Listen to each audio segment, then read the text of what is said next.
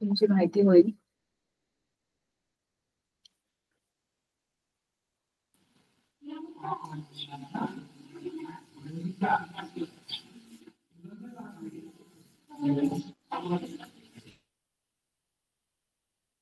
ज्यांना ज्यांना शक्य आहे त्यांनी प्लीज एकदा कॅमेरा ऑन करावा.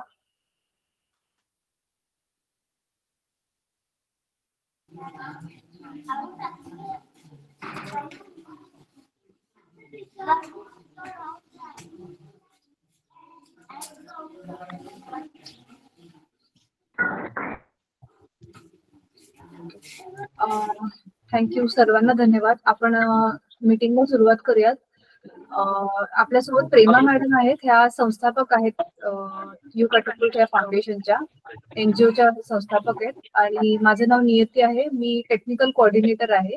आणि सोबतच संगीता तुम्हाला दिसत आहे, संगीता मॅम ह्या ऑपरेशन कोऑर्डिनेटर आहेत. आम्ही तिघे जण ह्या संस्थेकडून तुमचं सगळ्यांचं स्वागत करतो. आणि आता आम्ही तुम्हाला थोडक्यात संस्थेबद्दल आम्ही सांगू. आपली मीटिंग जास्त वेळ नसेल, जास्तीत जास्त अर्धा तास, त्यापेक्षा जास्त आम्ही तुमचा वेळ घेणार नाही. तर जसं मी तुम्हाला सांगितलं की आमच्या संस्थेचं नाव यू कॅटअपल्ट फाउंडेशन असं आहे. नियति इनको रेफरेंस दे दो. मैं इन सबसे मिली हूँ. मैं लास्ट मंथ में जब गई थी, चंद्रकांत सर थे वहाँ पे, और सभी लोगों से मेरी व्यक्तिगत रूप से मुलाकात हुई थी. अगर इसमें से काफी प्रिंसिपल्स ऐसे होंगे जिनसे हमारी मुलाकात हुई थी, और तब हमने ये निर्णय लिया था कि गवर्नमेंट एडेड स्कूल्स को भी हम अपनी संस्था के साथ जोड़ेंगे. और आज हमारा वो दिन है जिसमें हम लोग इंडक्शन स्टार्ट कर रहे हैं, और इनके स्टूडेंट्स को इस हफ्ते में हम अपनी क्लासेस में जोड़ेंगे. तो उसका प्रोसेस क्या है इसको बताने के लिए आज हमने फॉर्मली इंडक्शन किया है. इन लोगों से मेरी मुलाकात हो चुकी है. अब कंपनी के बारे में थोड़ा डिटेल विस्तार से ये लोग आज जानेंगे. Over to you. मैं इनके क्वेश्चंस का जवाब लास्ट में जब हो जाएगा तब मैं दूंगी. थँक्यू. थँक्यू. तर जसं मॅम म्हणाल्यात, मला वाटतं तुमच्यापैकी बऱ्याच जणांची भेट झाली असेल मॅडम सोबत, जेव्हा मागच्या वेळी मॅम चंद्रकांत सरांना भेटायला आल्या होत्या. तर त्यावेळेलाच त्यांचं जसं त्या म्हणल्या की गव्हर्नमेंट एडेड शाळांना सुद्धा आम्ही या प्रोग्राम मध्ये इन्क्लूड करण्यासाठी आता सुरुवात करतोय. तर मी थोडक्यात तुम्हाला सांगते संस्थेबद्दल. तर मॅम बद्दल जसं तुम्ही ऑलरेडी जाणता की प्रेमा मॅम ज्या आहेत त्यांना ऑलमोस्ट 30 वर्षापेक्षा जास्त अनुभव आहे शैक्षणिक क्षेत्रामध्ये. त्यांनी खूप मोठ्या Delhi public school, GD Goenka school सारख्या नामवंत शाळांमध्ये त्यांनी खूप मोठे रोल्स त्यांनी निभावलेले आहेत. त्याच पद्धतीने रेनबो इंटरनॅशनल स्कूल मुंबईमध्ये सुद्धा त्या कार्यरत होत्या. त्यांनी प्रिन्सिपल म्हणून सुद्धा बरेच वर्ष काम केलं. आणि त्यानंतर त्यांनी ही संस्था सुरू केली. याच्या मागचा आता उद्देश आम्ही तुम्हाला सांगतो की आम्ही मुळात ही संस्था का सुरू केलेली आहे. तर संस्थेचा जो मूळ उद्देश आहे, गावामधली जी आपली हुशार मुलं आहेत त्या मुलांपर्यंत पोहोचणं. आणि तर मेन चॅलेंजेस जे आम्हाला हे दिसलेत, मेन काय म्हणू शकतो, खूप मोठे अडथळे जे आम्हाला दिसतात की ज्यांना सॉल्व्ह करण्याचा प्रयत्न आम्ही करतोय. तर सगळ्यात पहिले आहे की वायडनिंग डिजिटल डिवाइड. म्हणजे आपण बघतोय की एकीकडे शहरामध्ये खूप टेक्नॉलॉजी पुढे चाललेली आहे, सगळीकडे डिजिटायझेशन होत चाललंय.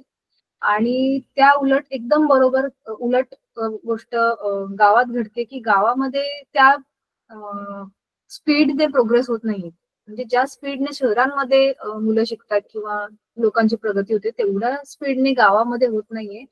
आणि आपण सगळेच ही गोष्ट जाणतो की आपल्या देशाचं जे भविष्य ते आपली सगळी छोटी मुलं आहेत. तर ह्या मुलांना आणि ह्या मोठ्या माणसांना आपण डिजिटल गोष्टी शिकवण्यापेक्षा छोट्या मुलांना ह्या गोष्टी शिकवणं कधीही सोपं जातं. त्यांची ग्रास्पिंग पॉवर हाय असते. तर लहान मुलं ही लगेच ह्या गोष्टी आजकाल शिकतात. आपण सगळेच बघतो आजूबाजूला. लहान मुलांना जास्त शिकवावं लागत नाही. त्यांना इनफॅक्ट आपल्यापेक्षा जास्त गोष्टी त्यांना माहित असतात मोबाईल कॉम्प्युटर मधल्या. तर हा जो डिजिटल डिवाइड वाढतोय, म्हणजे डिजिटल गोष्टींचं जे असं मोठी दरी निर्माण झालेली आहे की शहर खूपच पुढे आणि गाव खूपच मागे आहेत. तर ही दरी आपल्याला कमी करायची आहे. हा पहिला उद्देश आहे. दुसरा आहे की लिमिटेड इकॉनॉमिक ऑपॉर्च्युनिटीज. की आपण जाणतो की गावामध्ये बरेच मुलं असे असतात जे खूप कर्तबगार आहेत. त्यांच्यामध्ये ती कॅपॅसिटी आहे काहीतरी चांगलं करून दाखवण्याची, पण त्यांची आर्थिक परिस्थिती तेवढी नसते. आई वडील मजुरी करतात, शेती करतात आणि कसं तरी त्यांचा गुजारा चालत असतो. पण ह्या मुलांना केवळ आर्थिक अडचणींमुळे ही मुलं मागे राहतात. अशी खूप सारी मुलं तुम्हाला स्वतःला माहित असतील, तुमच्या शाळांमध्ये अशी मुलं असतील. तर ती दरी जी आहे ती म्हणजे तो प्रॉब्लेम पण जो आहे तो आम्ही सॉल्व्ह करण्याचा आमच्या ऑनलाईन क्लासेसच्या माध्यमातून आम्ही प्रयत्न करतो, कारण आम्ही सगळं फ्रीमध्ये शिकवतोय मुलांना. त्यानंतर एज्युकेशनल डिसएडव्हान्टेज, मुलांना योग्य ते मार्गदर्शन बरेचदा मिळत नाही. म्हणजे त्यांना माहित असतं बरंच काही, पण ते चाचपडत असतात की नक्की कसं करायचंय, पुढे कसं जायचंय, 10वी नंतर काय. का बरेच जण 8वी नंतर 10वी नंतर कॉलेज सोडून देतात, शाळा सोडून देतात, किंवा 12वी पर्यंतच कसे बसे पोहोचतात. आणि काय काय गोष्टींचं चुकीचं नॉलेज पण त्यांना मिळालेलं असतं. म्हणून वल्नरेबिलिटी टू मिस इन्फॉर्मेशन, जसं आपण सगळ्यांना माहितीये की व्हॉट्सअपमध्ये, जसं मी एक उदाहरण जर द्यायचं झालं तर व्हॉट्सअपमध्ये खूप सारे फ्रॉड मेसेजेस चालतात. तर हे सगळं आपल्याला कळतं, आपण थोडेफार आता जागरूक झालेलो आहोत. तर आपल्याला कळतात की असं बाबा अमुक अमुक लिंक आली तर कुठच्याही लिंकवर क्लिक नाही करायचं. पण गावामध्ये ह्या गोष्टी माहीतच नाहीयेत.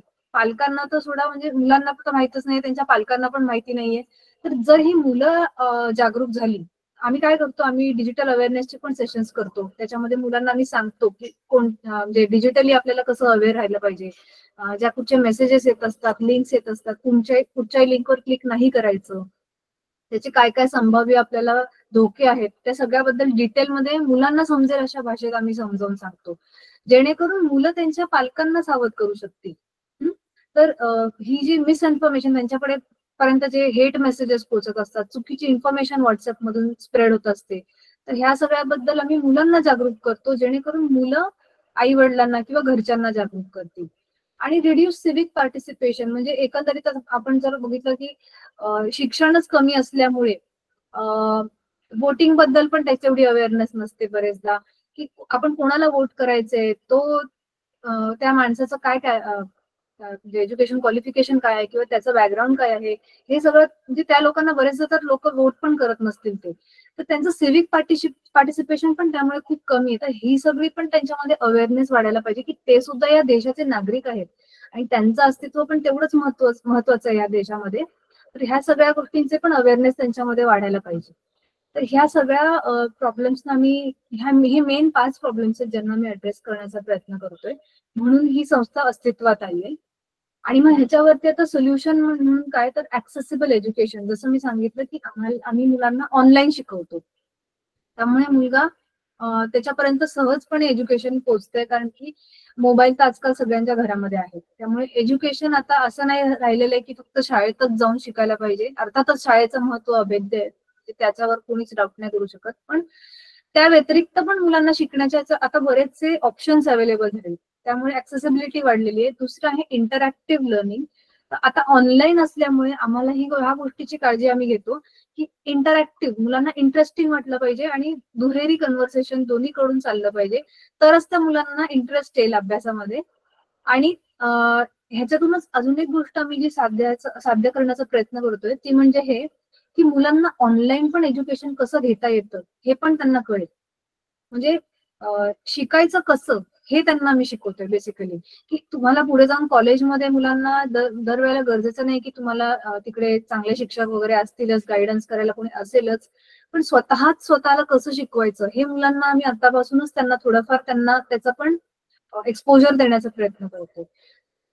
त्याच्यानंतर एम्पॉवरिंग स्टुडंट्स, ऑफकोर्स जर तुम्ही विचार करा की तुमच्या शाळेतली एक ग्रुप ऑफ स्टुडंट्स आहेत ज्यांना ऑनलाईन लर्निंग बद्दल एवढं एक्सपोजर नाहीये, त्या उलट काही विद्यार्थी आहेत ज्यांना तुम्ही थोडाफार एक्सपेरिमेंट बेसिसवर जर आपण त्यांना ऑनलाईन एज्युकेशन द्यायचा प्रयत्न करतोय, तुम्ही निश्चितच बघाल की जी ऑनलाईन शिकतायत मुलं त्यांच्यामध्ये जास्त प्रोग्रेसिव्ह, जास्त एम्पॉवर्ड असतील, त्यांच्यामध्ये जास्त स्मार्टनेस येईल, तो एक कॉन्फिडन्स वेगळाच येतो मुलांमध्ये. तर एक प्रकारे मुलं सशक्त होतात अजून. आणि फ्लेक्सिबल शेड्यूल ऑफकोर्स, कारण की आम्ही हे जे प्रोग्राम चालवतो ते संध्याकाळी आम्ही क्लासेस चालवतो, बिकॉज दिवसा मुलांची शाळा असते, तर आम्हाला शाळेच्या वेळामध्ये आम्ही हे मोस्टली आम्ही ट्राय करतो की आम्ही नाहीच करणार हे डिस्टर्ब. तर मुलं संध्याकाळी आमचा स्टँडर्ड टाइम जो आहे तो संध्याकाळी 7:30 ते रात्री 9:30चा असतो, त्याच्यामध्ये आम्ही मुलांना 2 तास शिकवतो. तर शाळेत जी जिल्हा परिषद शाळेची जी मुलं आहेत ती त्यांच्या घरी जातात, तर मग ते त्यांच्या पालकांच्या मोबाईलवरनं जॉईन करतात. तर त्याच्यामुळे ही फ्लेक्सिबिलिटी आम्ही दिलेली की मुलं कुठेही असतील, ते शेतात असतील, त्यांच्या कुठेही घरात असतील, ते कुठे नाही तर अभ्यास करेल मुलगा. म्हणजे त्याचा अभ्यास थांबायला नाही पाहिजे जस्ट बिकॉज त्याच्याकडे पैसे नाहीयेत किंवा त्याला तो जास्त श्रीमंत नाहीये किंवा त्याला घरात त्याचे शिकलेले नाहीयेत तर.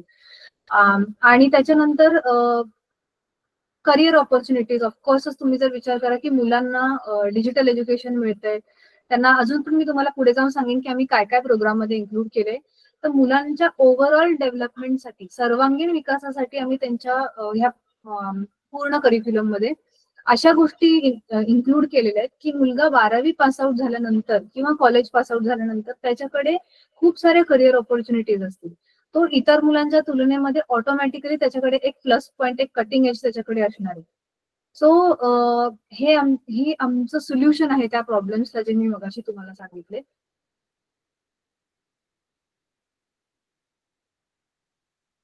ओके, तर मी थोडक्यात तुम्हाला आमचं विजन आणि मिशन सांगते की विजन ऑफकोर्स आमचं हे आहे की जसं मी तुम्हाला सांगितलं की जो एक ब्रिज, एक गॅप निर्माण झालेला आहे आर्थिक परिस्थितीमुळे, तर तो गॅप आम्ही भरण्याचा प्रयत्न करतोय हे फ्री क्लासेस ऑफर करून की जस्ट बिकॉज पैसे नाहीयेत ह्या कारणामुळे कोणताही हुशार मुलगा किंवा अभ्यासू मुलगा मागे राहू नये आणि प्रत्येकाला समान संधी मिळावी. तर त्या अनुषंगाने हे आमचं विजन आहे. आणि जेणेकरून मुलं स्वतः तर सशक्त होतीलच, तर ऑटोमॅटिकली त्यांची फॅमिली पण सशक्त होतीये, ते त्यांच्या फॅमिलीला पण पुढे घेऊन जात आहेत आणि ऑफकोर्स त्यांची जी कम्युनिटी आहे, त्यांची जी सोसायटी आहे ती पण ऑटोमॅटिकली अपलिफ्ट होतीये. त्यानंतर मिशन, ह्याच विजनला पुढे घेऊन जाण्यासाठी जे आमचं मिशन आहे की आमचा हा जो आफ्टर स्कूल प्रोग्राम आहे तो आम्ही चालवतो.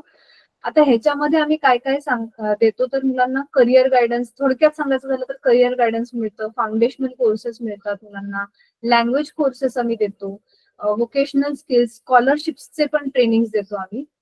आणि त्याचसोबत मुलांना मेंटरशिप्स पण मिळतात. मेंटरशिप्स म्हणजे त्यांना जसं की आता लास्ट इयर मध्ये आम्ही IIT पवई, तुम्ही सगळ्यांना माहिती असेल, IIT पवईचे जे स्टुडंट्स आहेत ते मुलांना, आमच्या मुलांना आम्ही त्यांचे ग्रुप्स बनवलेले आहेत आणि हे IIT पवईचे जे स्टुडंट्स आहेत ह्या मुलांना मेंटरिंग करतात, त्यांना गायडन्स करतात. त्यांचे वीकमध्ये 2 ते 3 सेशन्स होतात.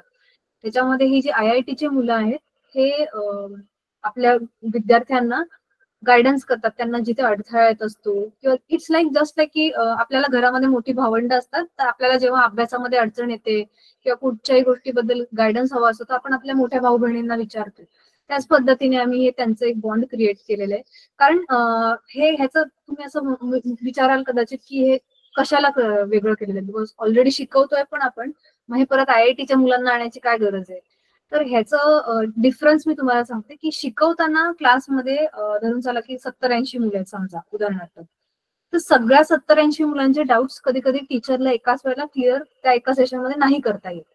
मग त्यामुळे हे छोटे छोटे ग्रुप्स आम्ही IITच्या स्टुडंट्सला अलॉट केलेले आहेत, जेणेकरून त्यांचे जे काही मॅथ्सचे डाऊट आहेत, सायन्सचे डाऊट आहेत, लँग्वेजचे डाऊट्स आहेत, ते सगळे फ्रीली त्या मुलांना, म्हणजे एका IIT व्हॉलेंटियरला आम्ही 10 मुलं मॅक्सिमम देतो, जेणेकरून तो जो IITचा व्हॉलेंटियर आहे तो त्या 10 मुलांवरती व्यवस्थित लक्ष देऊ शकतो. आणि त्यांचं एकमेकांचं एक असं बॉन्ड निर्माण झालेलं आहे की त्यांना सगळ्यांना माहित झालेलं आहे आता की अच्छा ह्या विद्यार्थ्याचा हा प्रॉब्लेम असतो किंवा ह्या विद्यार्थ्याची अशी मेंटॅलिटी आहे. त्या पद्धतीने ते IITचे व्हॉलेंटियर्स पण जे आहेत ते मुलांना, त्यांना पण माहिती झालं की आता ह्यांना कसं गाईड करायचं. तर हे मेंटरिंगचं पण आहे त्याच्यामध्ये. आमचं एक विजन आहे मुलांसाठी, आम्ही एक प्रकारे म्हणू शकतो की आमचं जे स्वप्न आहे की प्रत्येक ग्रामीण भागातल्या प्रत्येक मुलाने ग्रॅज्युएशन तर पूर्ण करायलाच पाहिजे. आणि हे आम्ही एन्श्युअर करू. आमच्या हा जो प्रोग्राम आहे आमचा 5 वर्षांचा प्रोग्राम आहे, म्हणजे विद्यार्थी 8वीला असल्यापासून तो 12वी पूर्ण होईपर्यंत आम्ही 5 वर्ष मुलांना ऑनलाईन त्यांना शिकवतो. तर ह्या 5 वर्षात आम्ही त्यांना इतकं सशक्त बनवण्याचा प्रयत्न करतोय की पुढे जाऊन त्यांनी ग्रॅज्युएशन मध्ये ऍडमिशन तर प्रत्येकाने घ्यायचंय, पण ते पूर्ण प्रत्येक विद्यार्थ्यांनी करायला हवं, त्याची आर्थिक परिस्थिती कशीही असली तरीही. आणि ऑफकोर्स जर त्याचं ग्रॅज्युएशन तरी मिनिमम त्यांनी केलं तर तो एक सर्टन लेवल त्याचं अर्निंगचं त्याचं एक कॅलिबर बनतं, त्याच्यामुळे तो ऑफकोर्स काहीतरी कमवू शकतो स्वतःच्या फॅमिलीसाठी. निश्चितच त्याच्यामुळे त्याला एक रिस्पेक्टेबल लाईफ समाजामध्ये मिळते. तर हे दुसरं विजन आहे. तिसरं आहे की मुलांनी स्वतःच्या स्ट्रेंथ्स ओळखावे. म्हणजे प्रत्येक विद्यार्थ्याला हे कळायला पाहिजे की त्याच्यामध्ये काय स्ट्रेंथ आहे. जसं की आपण बघतो की बरेच विद्यार्थ्यांना डॉक्टर इंजिनियर व्यतिरिक्त तिसरं काही जास्त माहीतच नसतं. तर आपण आणि एकमेकांचं ऐकून मुलं बोलतात की हा मला डॉक्टर बनायचंय, मला इंजिनियर बनायचंय, पण त्यांना स्वतःला त्यांनी कधीच स्वतःचं अनालिसिस केलेलं नसतं की मी खरंच डॉक्टर बनण्यासाठी पात्र आहे का. कदाचित त्या मुलामध्ये पायलट बनण्याची ही असेल, म्हणजे त्याच्यामध्ये ती क्वालिटी असेल, पण ही गोष्ट मुलांना माहीतच नसते. तर आम्ही मुलांना त्यांच्या स्वतःच्या स्ट्रेंथ्स, त्यांची खासियत कशामध्ये आहे हे ओळखण्यामध्ये पण त्यांना मदत करतो, जेणेकरून ते अशा फील्डमध्ये जातील जिथे त्यांना खरंच सक्सेस मिळण्याची गॅरंटी आहे. हे अदरवाईज हे नाही व्हायला पाहिजे की देखादेखीमध्ये की हा ही लोक डॉक्टरी करतात मग मी पण करतो, किंवा समाजामध्ये डॉक्टरांना सन्मान आहे मग चला मी पण डॉक्टर बनतो. पण जेव्हा ऍडमिशन घेतात तेव्हा मुलांना कळतं की अरे हे तर मला जमत नाहीये किंवा हे मला आवडत नाहीये. तर ही गोष्ट मुलांसोबत होऊ नये ह्याची पण आम्ही काळजी घेतोय. आणि ऑफकोर्स चौथी गोष्ट जी आम्हाला साध्य करायची आहे आमच्या ह्या पूर्ण मिशन मधून, ती हे की मुलांनी स्ट्रॉंगर कम्युनिटीज बनवाव्या. त्यांनी जे काही त्यांना शिकायला मिळणार आहे ते त्यांनी स्वतः पुरतं मर्यादित न ठेवता एक काय म्हणू शकतो आपण, एक स्वार्थी व्यक्ती किंवा एक मर्यादित व्यक्ती न बनता त्यांनी त्यांचं जे काही ज्ञान आहे त्याचा उपयोग त्यांनी समाजासाठी पण करावा. म्हणूनच इथे सावित्रीबाईंचं आम्ही उदाहरण फोटो म्हणून लावलेलं आहे की त्यांनी जसं स्वतःचं शिक्षण स्वतःपुरतं मर्यादित न ठेवता त्या घरातून बाहेर पडल्या, तसंच मुलांनी पुढे कमवता झाल्यानंतर पण एक सेल्फिश लाईफ जगू नये. तर त्यांना ती मेंटॅलिटी पण त्यांच्यामध्ये आम्हाला डेव्हलप करायची की मुलांनी दुसऱ्यांचा विचार पण करा. आमच्या ऑर्गनायझेशनचे काही 5 कोर व्हॅल्यूज आहेत. म्हणजे हे 5 मूलभूत म्हणू शकता तुम्ही काही फॅक्टर्स आहेत ज्याच्यावरती आम्ही काम करतो. तर सगळ्यात पहिले आहे की लव्ह म्हणजे प्रेम. तर मुलांसाठी तुम्ही सगळे आमचे सेशन्स बघा. आमचे सगळे शिक्षक खूप प्रेमाने आणि खूप म्हणजे ते प्रेम म्हणजे असं नाही की ते आपण म्हणतो ना की टेम्पररी दाखवण्यापुरतं, ते खरंच मुलांमध्ये आणि शिक्षकांमध्ये कसं बॉन्डच निर्माण झालेलं आहे आता की ते प्रत्यक्षात कधीही भेटलेलं नाहीये शिक्षक, पण तरी पण ते खूप प्रेमाने शिक्षक शिकवतात सगळे विद्यार्थ्यांना. कंपॅशन म्हणजे जे आपण सहानुभूती ज्याला म्हणतो ती आम्हाला स्पेशली आम्ही डेव्हलप करण्याचा प्रयत्न करतो. बिकॉज आम्ही सगळे शहरात राहतो, आम्ही शहरातल्या मुलांना बघितलेलं आहे. त्या उलट आम्ही समजून घेण्याचा प्रयत्न करतोय की गावामध्ये काय प्रकारचे संघर्ष आहेत आणि गावामध्ये ही जी मुलं आहेत यांचे संघर्ष आणि शहरातल्या मुलांचे संघर्ष वेगळे आहेत टोटली. तर त्यासाठी त्यांच्यासाठी एक वेगळं काय म्हणू शकतो, एक वेगळं विजन आम्हाला ठेवावं लागतं. तर ते पण एक कंपॅशन, ती एक सहानुभूती आम्ही डेव्हलप करायचा प्रयत्न करतो मुलांसाठी. त्यांच्या दृष्टीने प्रॉब्लेम्स समजून घेण्याचा प्रयत्न करत असतो. त्यानंतर फेथ, आम्ही मुलांवरती पूर्ण विश्वास ठेवतो की ते रेग्युलरली आमच्यासोबत जॉईन करतील. म्हणजे आम्हाला नसतं माहिती रोज की किती विद्यार्थी जॉईन होतील, पण रोजच्या रोज विद्यार्थी त्यांच्या वेळेवर बरोबर जॉईन करतात. आणि म्हणजे आम्ही कधीच कुठच्याही विद्यार्थ्याला कॉल करून बोलत नाही की अरे चला आता जॉईन करा, क्लासची वेळ झाली. आम्ही ते करूच शकत नाहीत, कारण की म्हणजे शेकडो मध्ये विद्यार्थी आहेत, आम्ही कोणाकोणाला कॉल करणार. सो आम्ही हे टोटली मुलांवरती हा विश्वास टाकलेला आहे की मुलं ज्याला करायचंय भविष्य चांगलं स्वतःच तो जॉईन करेल बरोबर. तर हाच विश्वास आणि मुलं पण आमच्यावरती टाकतात. त्यांचा 2 तास ते आम्हाला वेळ देतात आणि आम्ही त्या कमिटमेंटनी आम्ही त्यांच्यासाठी काम करतो. जी चौथी व्हॅल्यू आहे की आम्ही पूर्ण बेस्ट क्वालिटीचं त्यांना प्रत्येक गोष्ट द्यायचा प्रयत्न करतो. त्यासाठीच आम्ही म्हणजे प्रयत्नशील असतो की त्यांच्याकडे कोणतीही गोष्ट जी आम्ही पोहोचवतो ती बेस्ट क्वालिटीची असायला पाहिजे. म्हणजे जस्ट बिकॉज हे फ्री मध्ये शिकवतोय म्हणून उगीच काहीतरी येऊन आम्ही त्यांना शिकवून गेलोय असं तुम्हाला कोणत्याही क्लासमध्ये दिसणार नाही. त्याच्यानंतर रेझिलियन्स, ऑफकोर्स खूप खूप सारे प्रॉब्लेम्स येत असतात, बट आम्ही तेवढाच काय म्हणू शकतो परत उत्साहाने दुसऱ्या दिवशी पुन्हा तयार असतो मुलांना शिकवायला. बरेच प्रॉब्लेम्स येतात, कधी कधी मुलांच्या इथे लाईटचे प्रॉब्लेम असतात, पावसाळ्यामध्ये तर खूप प्रॉब्लेम्स होतात मुलांच्या इथे, खास करून लाईट नसते, कधी कधी नेट नसतं. तर तरी पण आम्ही मुलांना प्रोत्साहित करण्याचा, त्यांचे प्रॉब्लेम्स सॉल्व्ह करण्याचा प्रयत्न करतो. बरेच मुलं डिस्कनेक्ट होतात 1-2 महिने, परत ते तिसऱ्या महिन्यात जॉईन करतात. तर अशा पद्धतीने आम्ही मुलांना कुठेही आमच्याकडून मुलं सुटू नये यासाठी आमच्याकडून पूर्ण प्रयत्न नेहमी चालू असतात. ओके, त्यानंतर आता मी तुम्हाला प्रोग्राम बद्दल जो आपला प्रोग्राम असणार आहे त्याच्याबद्दल थोडक्यात सांगते की सर्वप्रथम हा ऑनलाईन आफ्टर स्कूल प्रोग्राम आहे. जसं मी तुम्हाला सांगितलं की शाळेच्या नंतरच्या वेळात आम्ही हे चालवतो.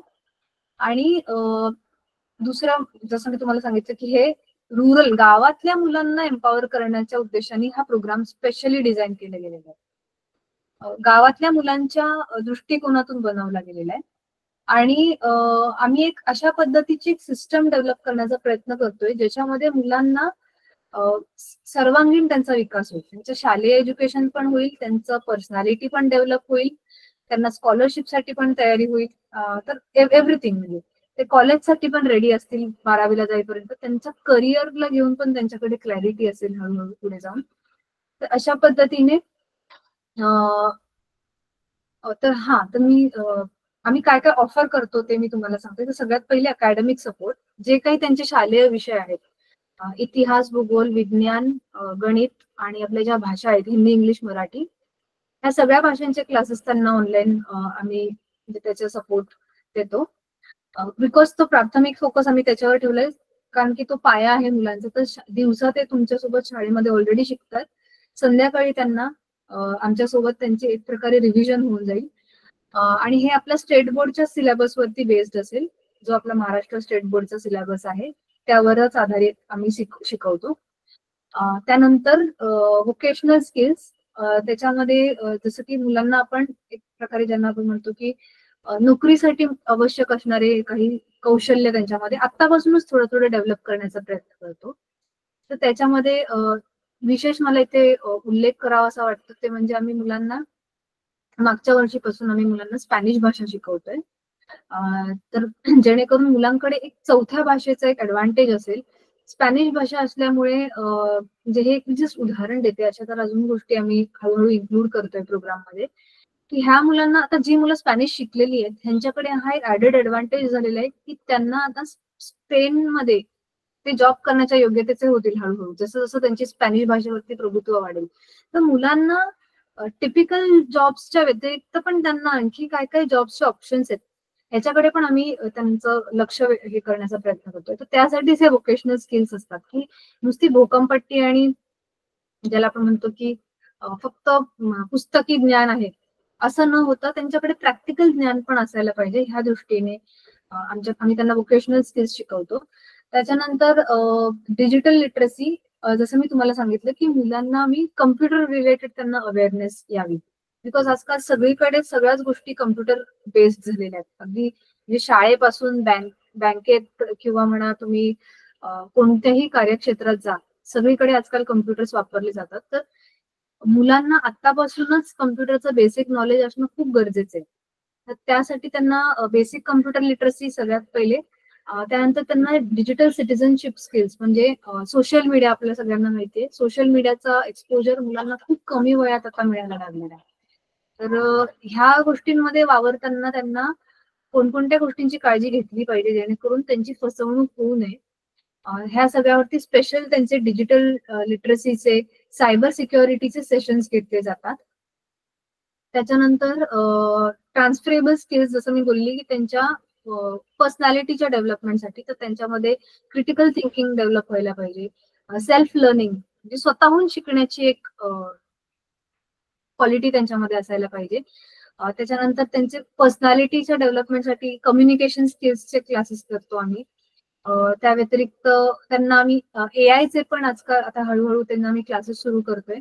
जसं की तुम्हाला सगळ्यांना माहितीये की आजकाल सगळीकडेच एआयचं जो वापर आहे तो खूप वाढत चाललाय. तर मुलांना हे पण एआय बद्दल पण त्यांना आता हळूहळू माहिती व्हायला पाहिजे. त्या दृष्टीने आपण हळूहळू एआयचे पण क्लासेस त्यांच्यासाठी सुरू करतोय, सो दॅट मुलं 12वीला येईपर्यंत ह्या सगळ्या गोष्टींनी ते इक्विप्ड असतील, ते सशक्त असतील ह्या सगळ्या गोष्टींनी. हा, आणि अजून एक मुद्दा मेन्शन करायचा राहिला करिअर काउन्सिलिंगचा. 10वी किंवा 12वी मध्ये जसं मुलांची गरज असेल किंवा जसं मुलांना त्याची जर डिमांड असेल तर करिअर काउन्सिलिंगचे पण सेशन्स त्यांना दिले जातील. जेणेकरून त्यांना क्लॅरिटी राहील की त्यांना 10वी नंतर एक्झॅक्टली कोणती साईड चूज करायची आहे.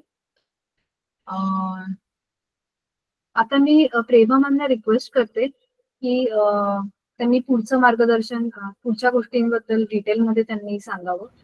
या सो मैम एक बार just stop sharing, now I can take the questions.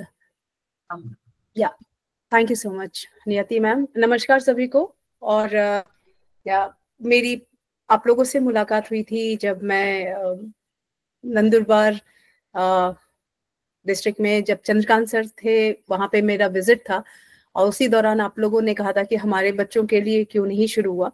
और मेरी तरफ से ये मैसेज दिया गया था कि फर्स्ट फेज में हम लोग गवर्नमेंट आश्रमशाला स्कूल के साथ काम करेंगे और सेकंड फेज में गवर्नमेंट एडेड आश्रमशाला स्कूल के साथ काम करेंगे, और उसी के तहत आपके बच्चों को जोड़ा जा रहा है. अगर मैं संक्षेप में बताऊं कि ये प्रोग्राम क्या है, आपने देखा कि आप जानते हैं कि शहर के बच्चों को बहुत चीज़ों की सुविधा है और वो हर अच्छी चीज़ पा सकते हैं क्योंकि उनके पास पैसा है. और आश्रमशाला के बच्चे जो रहते हैं कुछ आर्थिक अभाव के कारण, जगह के अभाव के कारण वो सब सुख सुविधा नहीं मिल सकता. हमारी जो संस्था है इन बच्चों को आपके माध्यम से जोड़ती है और इस देश विदेश में जो बेस्ट एजुकेशन सिस्टम है उससे तकनीकी माध्यम से जोड़ती है, क्योंकि प्रत्यक्ष रूप में हम लोग वहां पे किसी को लेके नहीं आ सकते. लेकिन अगर डिजिटल वर्ल्ड में अगर हम लोग आपके माध्यम से उन बच्चों को अगर हम अपने प्लेटफॉर्म पे लेके आते हैं और उनको ये सिखाते हैं कि डिजिटल प्लेटफॉर्म पे लर्न कैसे करते हैं, अगर ये कला उनके अंदर आ गई तो वो बच्चा गांव में रह के भी देश विदेश की अच्छी शिक्षा निशुल्क ले सकते हैं. ये प्रोग्राम हम लोगों ने शुरू किया नंदुरबार में. कलेक्टर मैम की इच्छा थी कि नंदुरबार में आश्रमशाला स्कूल के साथ काम करें, और करीब 120 आश्रमशाला स्कूल्स हैं. 45 स्कूल के साथ हम लोग जुड़े हैं, तलोड़ा और नंदुरबार दोनों में. और सेकेंड फेज में हम गवर्नमेंट एडेड स्कूल के साथ जुड़े हैं. आपके नंदुरबार में जितने भी आपके प्रोजेक्ट में चंद्रकांत सर के माध्यम से जितने भी स्कूल जुड़े हैं वो डेली 7:30 बजे जुड़ते हैं. मैं चाहूंगी कि आज शाम को जब आपको हम लिंक दें, आप उस क्लास को देखिए कि बच्चे कैसे जुड़ के पढ़ते हैं. दिक्कत बहुत है, ये बात मैं मानती हूँ, लेकिन ये दिक्कत जरूर कम हो जाएगी, क्योंकि आने वाले दिनों में हमारी कोशिश रहेगी कि हर एक स्कूल में क्या वाईफाई कनेक्शन हो सकता है. ये वाईफाई कनेक्शन कौन करेगा, कैसे करेगा, मुझे नहीं पता, क्योंकि हमारी संस्था इतनी बहुत यंग है. लेकिन अगर आपके बच्चे जुड़ते रहे और पढ़ते रहे तो शायद इस व्यवस्था को हम अगले 6 महीने में कोशिश करेंगे वहां पे वाईफाई कनेक्शन के लिए. दूसरी व्यवस्था जो हम करना चाहते हैं कि हर एक स्कूल में क्या हम 20 से 20 लैपटॉप दे दें, ताकि उस 20 लैपटॉप में आपके हॉस्टल में वाले बच्चे बैठ के वहां पे पढ़ सके. मुझे नहीं पता कि आपके कितने स्कूल में लैपटॉप है, कितने स्कूल में टीवी है, कितने स्कूल में वाईफाई है.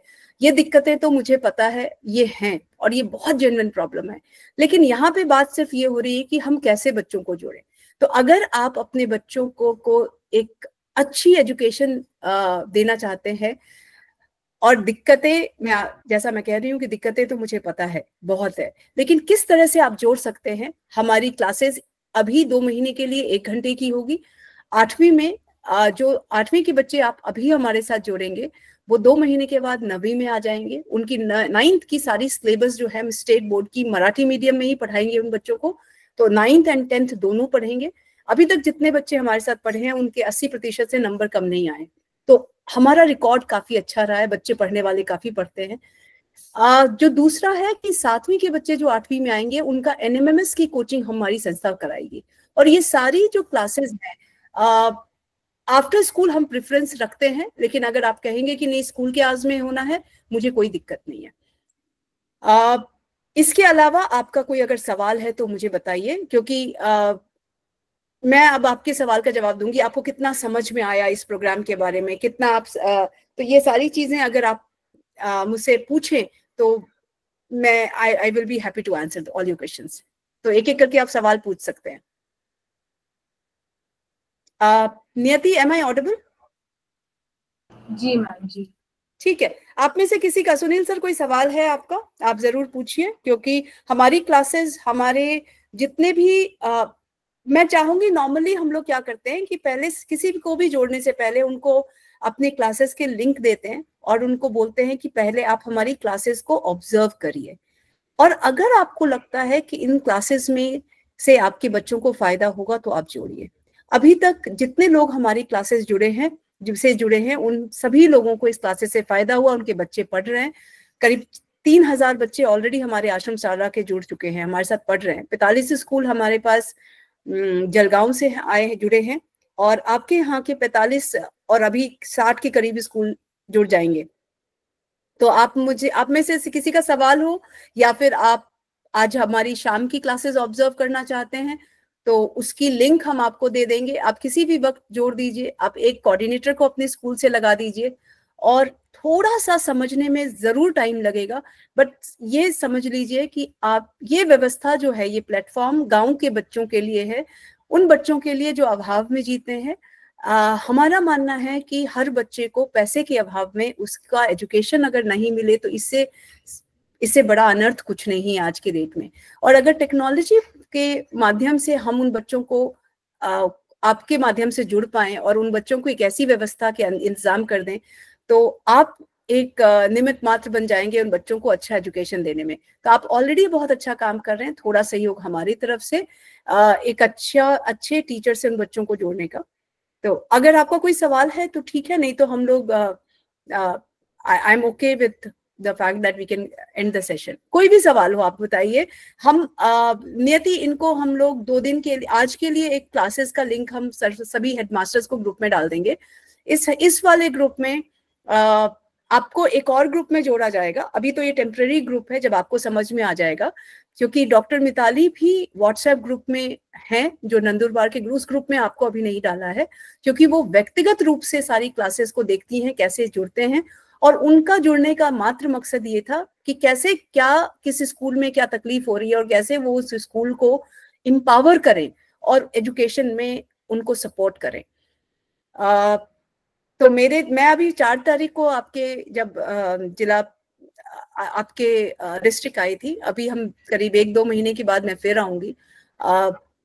मेरे जितने भी यहाँ पे हेडमास्टर्स हैं, आप लोगों को आज लिंक दिया जाएगा, और आपके बच्चों का इंडक्शन सेशन, स्कूल के बच्चों का वो इंडक्शन सेशन हम लोग ग्रुप्स में, नियति मैम आपको बताएंगी कि कब करेंगे। जैसे आज आप लोग जुड़े हैं, आप एक टाइम बताइए कि किस टाइम वो पॉसिबल है।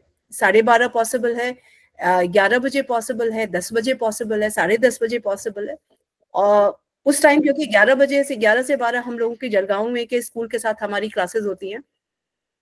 एक टाइम बताइए, तो एक बच्चों के साथ हमारा इंडक्शन सेशन होगा, और उसके बाद बच्चों को हम लोग परसों से पढ़ाना शुरू कर देंगे।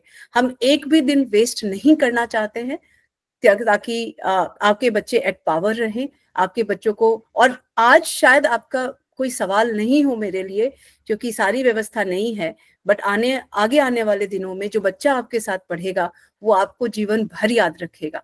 क्योंकि इसलिए याद नहीं रखेगा क्योंकि आप अच्छा कुछ काम नहीं कर रहे, हमने बहुत अच्छा कर दिया। वो इसलिए करेगा सर, क्योंकि जिन लोगों से, जिन टीचर से, जिन इंस्टीट्यूट से हम उनको कनेक्ट करने वाले हैं, जिस स्कॉलरशिप के प्रोग्राम में हम उनको इंगेज करने वाले हैं, शायद कभी कभी आप भी बहुत असहाय फील करते होंगे कि आप ही उन बच्चों को अकेले सपोर्ट कर रहे हैं।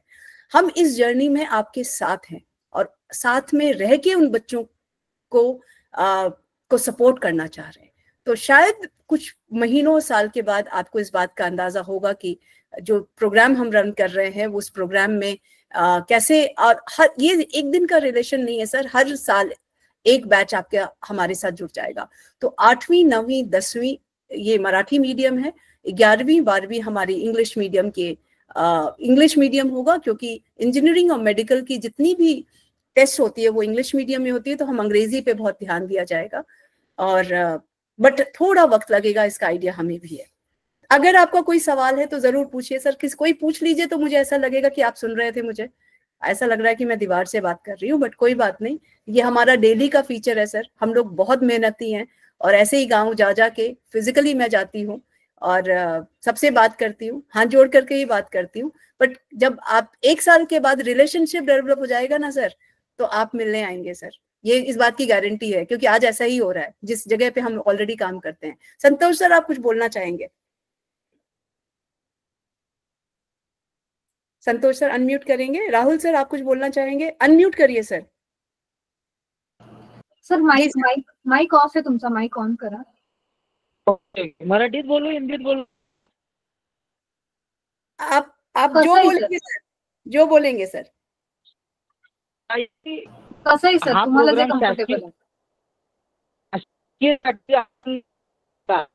आल्या त्यांच्या साहेबांच्या मीटिंग मध्ये त्यांनी चांगलं मार्गदर्शन केलं.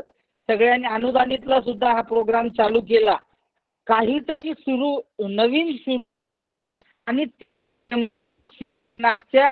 प्रवास विद्यार्थी आता तर आलेलाच आहे.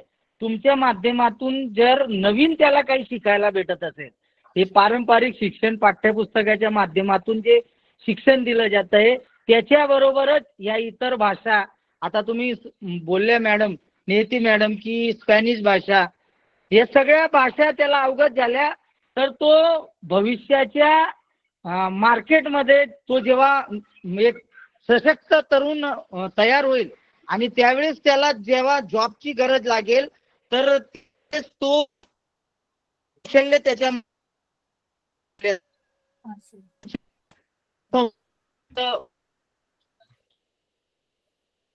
सर तुम्ही कॅमेरा ऑफ करून बोललात तरी चालेल, कारण की तुमचा आवाज कट होतोय सर. नाही, मला कालच बोललो होतो मॅडम की नेटचा प्रॉब्लेम आहे माझ्या. हॅलो, नेटचा प्रॉब्लेम आहे. हा, मी बाहेर बसलो, त्याच्यासाठी मी तुम्हाला कालच बोललो होतो की ऑफिसमध्ये सुद्धा आवाज येत नाही, तर नेटचा प्रॉब्लेम आहे. तर ते पण मॅडमांना मी नंदुरबारला ज्यावेळेस भेटलो मीटिंग संपल्यानंतर, तर मॅडमांशी मी या विषयावर चर्चा सुद्धा केली होती जाताना. तर ते पण मला एक नवीन शिकण्यासाठी किंवा सतत विद्यार्थ्यांना काही नवीन नवीन प्रोग्राम्स आपल्या मार्फत मिळतील, तर मला पण स्वतःला इंटरेस्ट आहे की विद्यार्थ्यांच्या प्रती नवीन नवीन काही देता आलं तर चांगलं होईल. बस एवढंच बोलतो. Thank you. Thank you so much sir. जहाँ पे नेटवर्क का इशू है, वहाँ के टीचर्स, वहाँ के स्कूल के हेडमास्टर, आप लोगों से रिक्वेस्ट है कि एक कोऑर्डिनेटर को हमारे साथ लगाइएगा. हमारी जितनी भी क्लासेस होती हैं वो लाइव होती हैं और उस क्लासेस को रिकॉर्डिंग हम लोग आपको देंगे. आप स्कूल में उस रिकॉर्डिंग को यूट्यूब चैनल पे हमारी क्लासेस सारी अपलोड होती हैं. आप वो रिकॉर्डिंग बच्चों को दिखाइए. वो रिकॉर्डिंग में के साथ आपको वर्कशीट, कार्यपत्रिका मिलेगा जो बच्चों को आप करा सकते हैं. अगेन, हम लोग वहां पे कनेक्शन तो नहीं लगवा सकते, लेकिन हम लोग रिकॉर्डिंग दे सकते हैं. तो आप और कोई भी सवाल किसी बच्चे का हो तो वो बच्चे का, लेकिन अगर सर आपने ये 6 महीने भी मेहनत कर ली तो आगे जाकर के कोई ना कोई गांव में, स्कूल में जरूर हम करवा देंगे. लेकिन इनिशियली इस तरह का कमिटमेंट हमारे लिए भी बहुत इंपॉर्टेंट है. ठीक है, अच्छा. और कोई राहुल सर, आप कुछ पूछना है आपको sir? Rahul sir,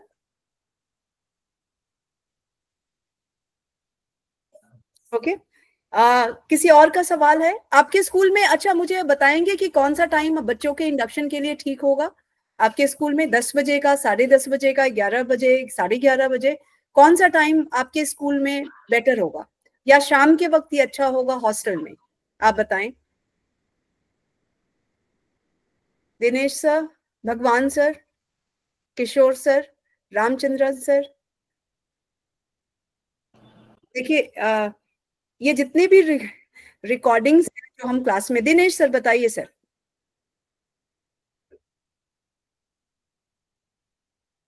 Dinesh sir बताइए. सर माइक चालू करा. माइक खाली माइकचं ऑप्शन आहे, त्याला क्लिक करा. हाँ, शाम को 4-5 बजे, 6 बजे तक, 4 तो 6 बजे तक. 4 से 5 ठीक रहेगा सर? हाँ, चलेगा. 4 से 5 ठीक रहेगा. तो बच्चे सभी टीचर भी रहेंगे, बच्चे भी क्लास में बैठे रहेंगे, टीचर को भी समझ में आएगा, बच्चों को बाद में बता सकता है. Very nice. तो कल 4 से 5 बजे हम लोग बच्चों के साथ एक इंडक्शन प्रोग्राम रख लें. बच्चों को बताएं इस प्रोग्राम के बारे में सर. पहले दिन आपको बताया, परसों परसों करें सर? हाँ कल छुट्टी है मैडम। अच्छा छुट्टी है। हाँ कल ठीक शिव है, जयंती है ना मैम। अच्छा ठीक है, तो परसों हम लोग 4 से 5 बजे आपके बच्चों के साथ एक मीटिंग करेंगे और आपको आज शाम की क्लास 4 से 5 बजे जो हमारी होती है और शाम को हमारी जो क्लास होती है उसकी लिंक ग्रुप में डाल देंगे। आप देखिए कि तलोड़ा के बच्चे कितने आते हैं। तलोड़ा में नेटवर्क कनेक्टिविटी का इशू है, फिर भी 15 स्कूल हमारे साथ जुड़ते हैं डेली, और जो नहीं जुड़ते हैं उनको हम लोग रिकॉर्डिंग भेजते हैं। उनको हम लोगों ने छोड़ा नहीं है, उनको हर दिन का रिकॉर्डिंग देते हैं। उनके टीचर्स रिकॉर्डिंग को अपलोड करके उन बच्चों को दूसरे दिन दिखाते हैं और कार्यपत्रिका भी देते हैं। तो जहाँ पे प्रॉब्लम है उसके सोल्यूशन भी है, और आगे जाके अगर आपका सपोर्ट रहा, आप लोग निरंतर आपके बच्चे हमारे साथ जुड़ते रहे, तो मुझे नहीं लगता कि ये नेटवर्क इशू, डिजिटल गैजेट का इशू कोई आएगा सर। हम पूरी कोशिश करेंगे कि हर स्कूल में एक व्यवस्था लगे और आपके बच्चे एक देश विदेश की उन्नत सबसे टॉप क्लास एजुकेशन प्राप्त कर सके। तो परसों नियति 4 से 5 बजे हम स्टूडेंट इंडक्शन रखेंगे, और अगर वो टाइम सबको सूट करेगा तो हम लोग फ्राइडे से फर्स्ट क्लास इनकी स्टार्ट कर सकते हैं। We can start first class. Perfect sir, धन्यवाद सर, आप लोगों का बहुत बहुत धन्यवाद, और बहुत खुशी है आप लोग जुड़े आज हम लोगों से। और आप लोग को निराश बिल्कुल नहीं होना पड़ेगा। आप लोग का सजेशन जो भी होगा वो हम लोग जरूर सुनेंगे। और जुड़ने के लिए आज धन्यवाद आपका।